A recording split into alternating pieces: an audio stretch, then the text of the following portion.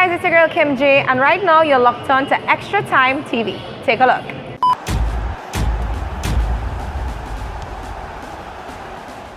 Hey everyone, welcome to a special episode of Extra Time TV. This is Andres Oklal. I'm Kevin Campbell. And for those of you who don't know, and you should know, the Gold Cup final is upon us, Kevin. Yeah. Yes, and once again, Jamaica has now made it to their now back-to-back finals. The Reggae Boys, listen, they're doing the Caribbean proud. Last time they played Mexico, unfortunately, they fell at the last hurdle. Kudos to those guys. They have reached the final. The US as well had a pretty impressive journey. They weren't very much fancied. They struggled. They defeated a Costa Rica team who came into this tournament that really wanted to win. Yeah. I still think Costa Rica is the strongest team in this region. So, to knock Costa Rica out is impressive. Bruce Arena has, not played fantastic football, not amazing football, but he understands US football. Yeah. And he loves that four in the middle formation. So, Kevin, what do you think about this final, the Reggae Boys versus the US men's national team? The grand finale, Andre, in Santa Clara, California. It's going to be US's. The last time they actually won the Gold Cup was in the US in 2013 when they defeated Panama. But this round is against Jamaica. Now Jamaica, riding high off of that last success in what we call success in 2015, they have a new coach. Winnie is out, Theodore Whitmore is in. Yes. And they continue to play. It's going to be good. Jamaica have really enterprising forwards, Romario Williams and Darren Mattox. Both play in MLS. They search forward and they look for spaces and they really put that intensity on opposing backlines. Whilst the US, what they did coming into the knockout phase, they propelled 6 players into the team and they took 6 out. That's something I really don't like, country, that you can do. I find it sort of waters on the tournament. Yeah. But in came the in friendlies. Yeah. In came the cavalry. In came Josie. In came Dempsey, Howard, Nagby. And out went the likes of Ali Bedoya, Dom Doya, and other guys went out. But with that, they steamrolled their position in the quarters and semis, absolutely bagging a brace against both El Salvador and Costa Rica, and conceding 0. Whilst for Jamaica, they if you look at their knockout phase games, against Canada was the better team. But Jamaica, they stood solid and they came back and they won 2-1. So a bit unjust on Canada, but Jamaica showed that, hey, they have knockout experience and they know how to win games. Also, when Jamaica played that semi-final game against Mexico, it was nervous, tense football. But in the end, a fantastic left-footed curler from Kemal Lawrence meant that Jamaica went in. And Andre, I'm looking forward to this because when you look at the US, their midfield can be overrun by a more vibrant Jamaican midfield, but their midfield has more talent. But in terms of running power and aggression, Jamaica can top them. So I want to see that battle. I want to see the likes of Downton Nagby being pulled out of position by the Jamaican midfield, and you have Mattox running, maybe Jeff Cameron ragged. That's the only way I can see Jamaica being successful in this Gold Cup final. Yep, leading up to this final, you made an interesting point about Jamaica against Canada and so on. Everybody was excited about the free kick, and make no mistake, it was Lawrence, and not Dennis Lawrence, scored a nice free kick. But the thing I really like about Jamaica is that they showed character. Now, a lot of people are excited about the free kick, but I looked at the game, and Mexico did create a lot of chances, and they were very wasteful. The Jamaican keeper had a very fantastic game. Yes. And, that's something you can't ignore because a team that is, the US has really good finishers. And if the Jamaicans give those chances to the Americans, I could see. So that's something they have to really look at. And that's why I think Jamaica have kind of papering over the cracks.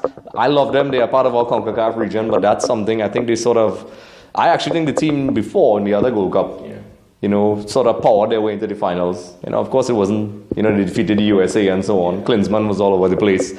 But that's an area I'm concerned about with Jamaica. I think it's going to be an exciting final. I think Bruce Arena is an experienced coach. I think he was the perfect choice. People could argue there's a couple other guys out there. Maybe Bradley could have returned. But I think Bruce Arena has shown his experience in this tournament. He shows his knowledge of the players.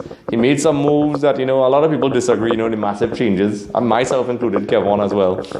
But he got them to the final. The tournament went along and they progressed. And I believe their experience with the coach and the team collectively may be the undoing of Jamaica. Because Jamaica, they're very athletic. They are very fast. They can take on players.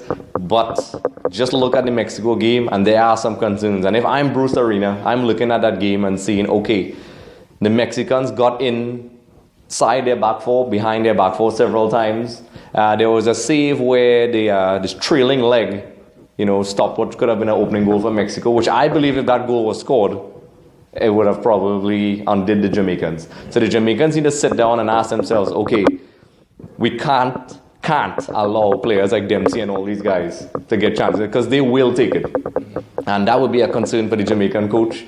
I think Bruce Arena will be looking at that. I think it's set up for the Americans to win. I think they grew as the tournament went along. But the wonderful thing about football is, we could sit down and analyze and we don't know. So from a tactical standpoint, I think the US are more overall tactically stronger, calmer, collectively a better team. I think the Jamaicans are more athletic, reactive. But I think they have been kind of, dodging the bullets all the way to the final. That's not to say that they won't get it together for the final, but just based on form, I think it looks more favorable to the US, Kevin. Yeah, Jamaica aimed to become the first team outside of the glory tour of US and Mexico to win the World Cup since Canada did it in the year 2000. Yes. Knocking us out. Yeah, Truckman, I remember that goal. Yeah. But when you look at this Jamaican team, they are quite flexible. They played 4-4-2 against Canada, but they changed it up and played 3-5-2 against Mexico. So it showed that Coach Taylor Whitmore, flexible, give him some credit, he can adapt. And also when you compare the squads from now to Winnie Schaefer's team 2 years ago, Winnie Schaefer's team had Premiership players in it. They had guys like Captain Morgan at the back, and also Joey McEnough, English turned Jamaican guy. Yeah. But this Jamaican team has no players. Opposite of Sterling. Yeah. This team has no players playing in England. No one. Normally, you think of Jamaican teams in the past, you always have a crop of guys who were born over there and parentage. But this team has no UK-based players. Only one European-based players. All the other players either play in the US or Jamaica. That goes to show you that this Jamaican talent pool is quite large because 2 years ago is not that long ago.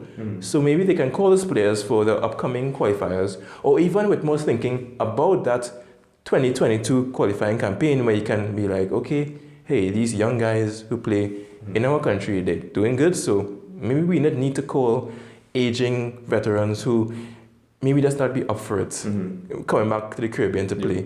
So, and that's been a problem for Trinidad as well. I mean, trying to get guys that, they're in and they're out, they're yes and they know, they're hot and they're cold. So, like, this guy, Bostock. Yeah. So, Bostock. So that may be a different catalyst going forward for Jamaica because it shows that, hey, they can harvest their own talent in Jamaica. Yep, that's a very valid point, actually. I'm glad you brought it up because, Sportsmax and those guys were discussing it. They have the Jamaican people there. And the fact that the team got to the final with, basically none of the UK stars is a testament to their overall pool. Everything Kevin said there. And just to make parallels to Trinidad, I could see Jamaica in the future being a deadly force. Now, we may not fall, I don't want to be presumptuous. Let's say they don't win the final. If I'm the Jamaican FA, I'm sitting down and be like, all right, we have something to work with. It's like we have two pools of players that we could work with. But somebody raised an interesting point. So, kudos to Jamaica for that. The second thing is that people were saying Jamaica played in the Copa Centenario. They have reached in the Gold Cup final last time around. They reached again. And a guy just totally shot me down on Twitter and said, listen, but, where are they in the hex? And it was very difficult to retort to that. I was like, well, that's one of those things in football, because a lot of people are saying Trinidad missed out on these major tournaments and it should have benefited us, which is a discussion for another time. We're going to stick with Jamaica right now. But it shows it's no guarantee of a success on the other scale. They literally played in 3 major tournaments. We sat at home and looked at it. And it didn't really benefit them in the qualifying stage. So that's something very interesting for Jamaica. We'll see how that unfolds. But in terms of the tactical side of it, Kevin, is there any particular player in the final that stands out for you for both teams, for both Jamaica and USA? For Jamaica, I'm going to go with Romario Williams. Yes. Because he plays off of Darren Mattox so wonderfully. And it's that two up front, that double prong attack that can hurt teams. Because remember the US, when they face teams, they usually play one up front. But I'm certain that Whitmore's going to play both of them. And Williams can work off of Mattox and get those goals. For the US, I always go with this guy, and I'm going to go with him again, Blanton Nagby. Because every crunch game that Bruce Arena has played and rolled out thus far, his teams, Nagbe has been at the focal point of everything. He destroyed TNT. I mean, he worked wonders in that second against Mexico, and he pulled him from the depths of wherever he was before and dropped him to his team. So I think that Nagbe is going to pull the strings in midfield, and I don't think the Jamaicans can handle a guy with such talent and endeavor. Yep. For me, it's the same Nagbe because if he does his game right, and he does often, I was a bit skeptical about him, but Kevon kind of pointed me in the right direction, and I started to pay a little more attention to him, and he does the job right. If he does his job, it frees up the attacking players, and that's what you want. You don't want your attacking players to have to worry too much defensively. He wins the ball, he has a lot of turnovers, and he distributes pretty well. And all jokes aside, he seems to be like a Michael Bradley.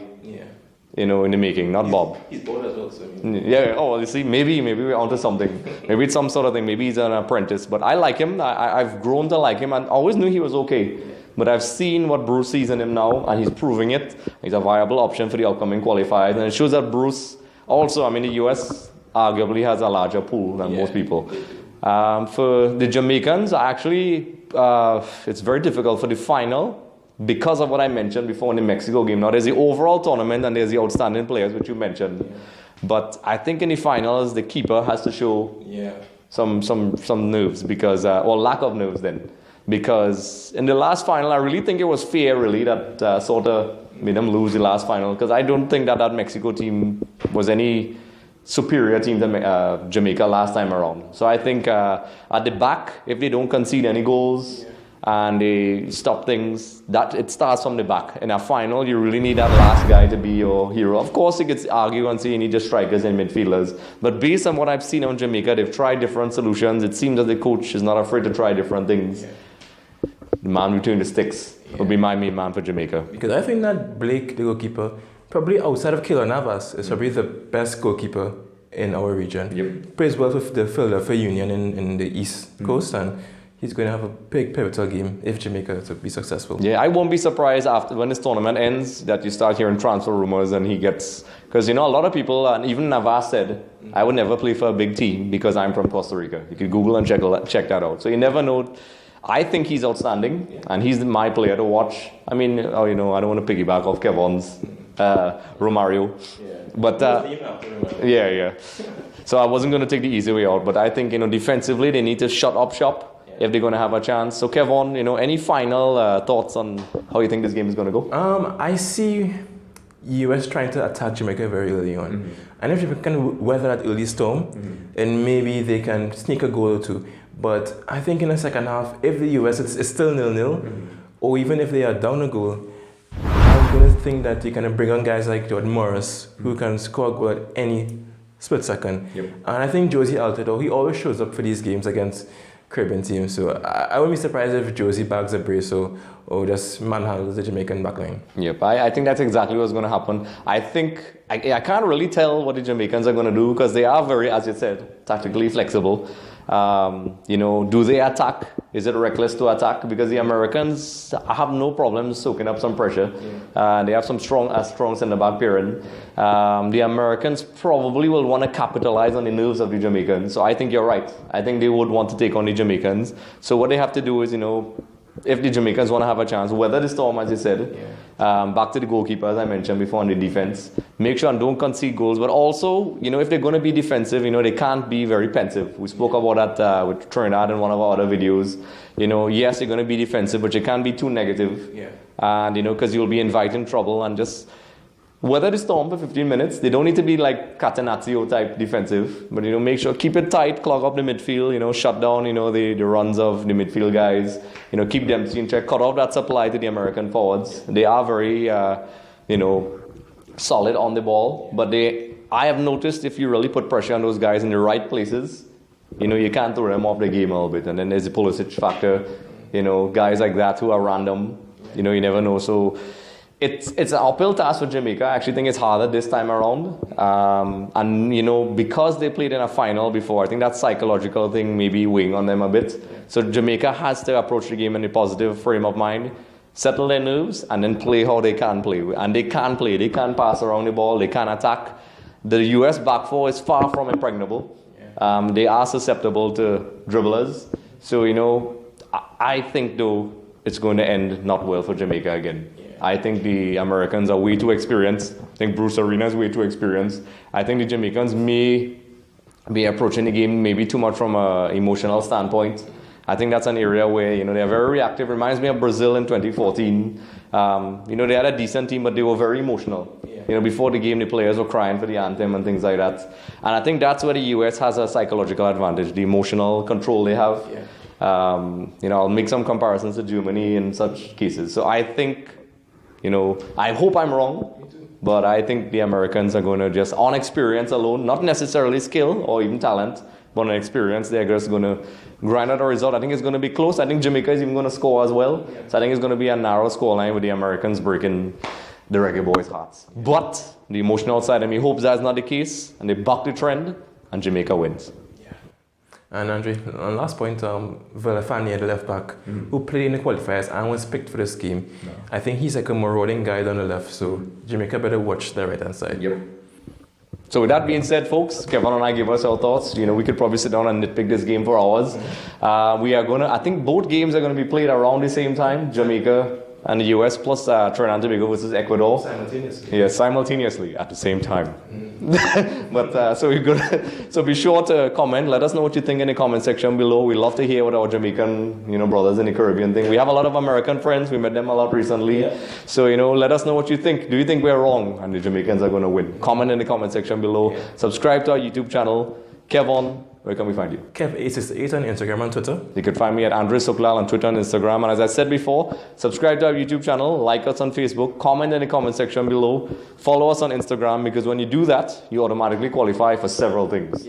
A chance to win tickets for the upcoming game against Honduras, the World Cup qualifiers, a copy of FIFA 17, and also, when it comes out, a copy of FIFA 18. Yes. So make sure and do those things. Send the questions in. We love to answer them, because it makes Kevon and I happy. Okay guys, so that wraps things up of this episode of Extra Time TV. Be sure to tune in next time and like and subscribe. Check us out below.